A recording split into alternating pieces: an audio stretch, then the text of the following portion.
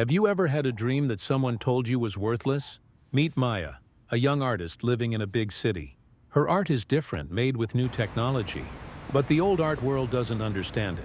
She's about to face a woman who could crush her dream with just a few words. This is a story about old ways versus new ideas, and what happens when true passion is put to the test.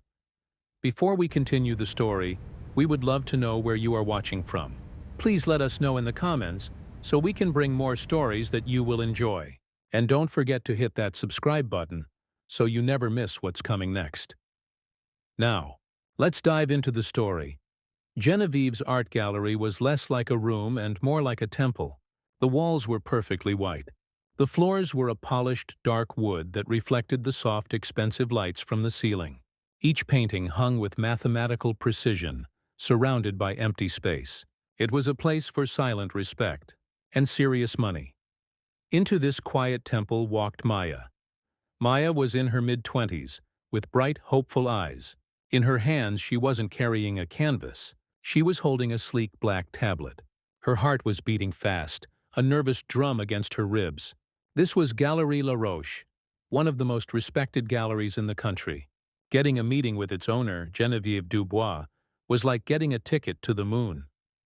Genevieve sat behind a large glass desk. She was the definition of elegance, with silver hair styled perfectly and a sharp black dress.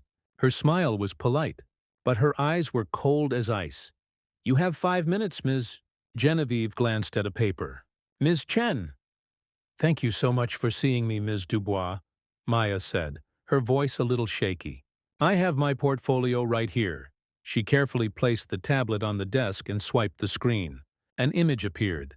It was a stunning landscape, but it wasn't still. The clouds moved slowly.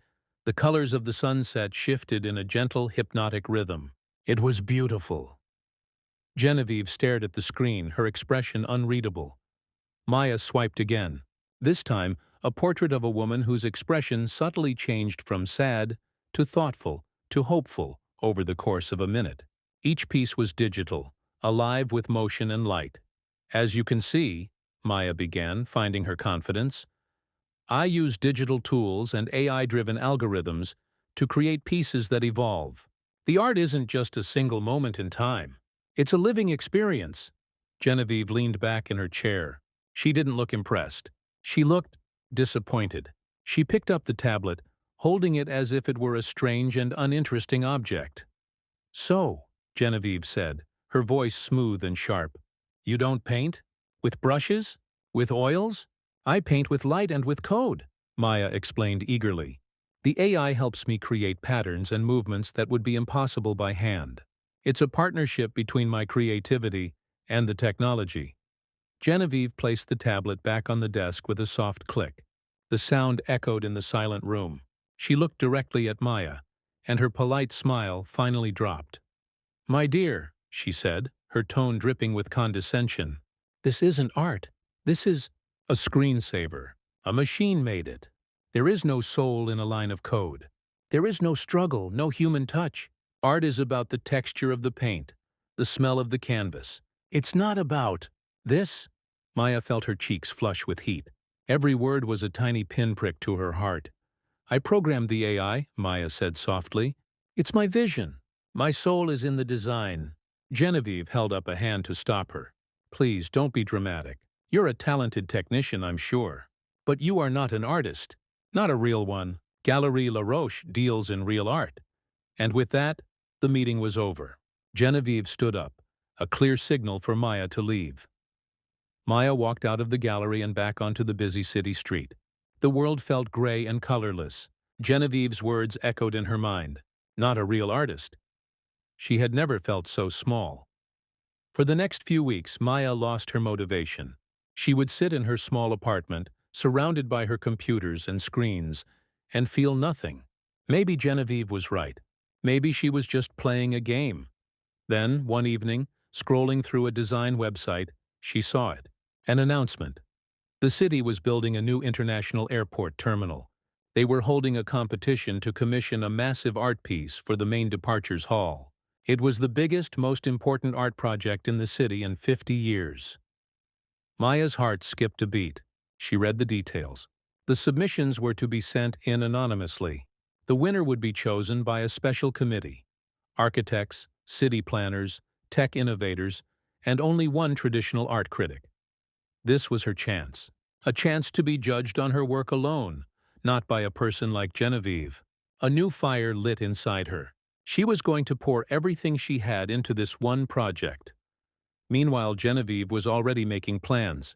She called her most famous artist, a man named Julian Croft, known for his huge, dramatic oil paintings that sold for millions. "Julian, darling," she said on the phone, "the airport commission. It has your name written all over it.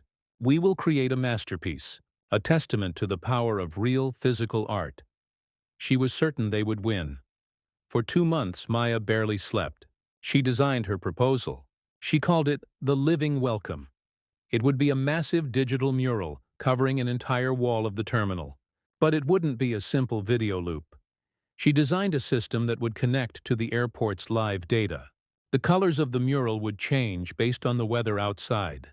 The patterns would gently shift and flow based on the number of flights departing. When a flight was announced to a city like Tokyo, cherry blossoms might drift across the screen. For a flight to Cairo, the patterns might take on the warm golden colors of the desert.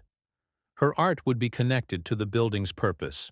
It would be a living, breathing welcome and farewell to millions of travelers. It was the most ambitious thing she had ever imagined. She submitted her proposal with a silent prayer. The day of the announcement arrived. The event was held at City Hall, with news cameras and important people everywhere. Genevieve sat in the front row, looking perfectly calm and confident. Julian, her artist, sat beside her. The head of the airport committee, a woman named Ms. Albright, walked to the podium. "We received over 500 submissions," Ms. Albright announced. The level of talent was incredible, but one submission stood out. It was not just a piece of art to hang on a wall. It was an idea that embraced the future, an artwork that will connect with every single person who walks through our new terminal. Genevieve smiled. She thought Ms. Albright was talking about Julian's grand painting. "This winning piece," Ms. Albright continued, "is a bold fusion of art and technology. It is a living mural that responds to the rhythm of the airport itself. It is innovative, breathtaking, and it is the future of public art." Genevieve's smile faded. She frowned, confused. "Technology? Future?" "That didn't sound like Julian's work." "We are thrilled to announce the winner of the Metropolis Airport Commission," Ms. Albright said, her voice booming. "The winning project is Living Welcome by artist Maya Chen." The room erupted in applause. Cameras flashed. Genevieve sat frozen in her chair. Her face was pale. She looked as if she had been turned to stone. Maya Chen? The girl with the tablet? It was impossible. She watched in shock as a nervous but beaming Maya walked onto the stage to accept the award. 6 months later, the new terminal was opened. The unveiling of the artwork was the main event, and it was magnificent. The Living Welcome mural was more beautiful than anyone had imagined. It flowed with color and light, a vast digital river of art. As the evening sun set outside, the mural shifted into warm purples and oranges. As a flight to Rio was announced, vibrant green patterns pulsed gently. Children and adults stood before it, mesmerized, pointing and smiling. The art was alive. It had a soul. Genevieve stood at the back of the crowd, alone. She had been avoiding this moment, but she had to see it. She watched the faces of the people, the looks of wonder and joy. She had been so wrong. She saw Maya standing nearby, talking to a group of journalists. For a moment, their eyes met across the room. Maya gave her a small, polite nod. Unable to stop herself, Genevieve walked over to her. When Maya finished her interview, she turned to the gallery owner. She wasn't angry. She just looked calm. Genevieve struggled to find words. I came to see it," she said, her voice quiet. She looked at the giant living mural and then back at Maya. It's art," Maya finished for her, her voice gentle but firm. Genevieve looked down for a moment, then met Maya's eyes. A look of true understanding finally dawned on her face. "Yes," Genevieve admitted, the words feeling foreign in her mouth. "It is. I didn't understand, but It is. She had judged the artist without understanding the art. She had clung to the past, and in doing so, she had almost missed the future. But standing there, bathed in the soft, changing light of Maya's creation, she finally saw it. The human soul wasn't just in the paint. It was in the idea, so that was the story of Maya, and her journey to prove that art can come in many forms. It reminds us that new ideas can be scary to people who are comfortable with the old ways. And now we'd love to ask you a question. What do you think? Is art that is made with computers and new technology still real art? Let us know your thoughts in the comments below. If this story resonated with you, please hit the subscribe button. It's completely free for you, but it helps us a lot to continue bringing you these stories. Thank you so much for watching.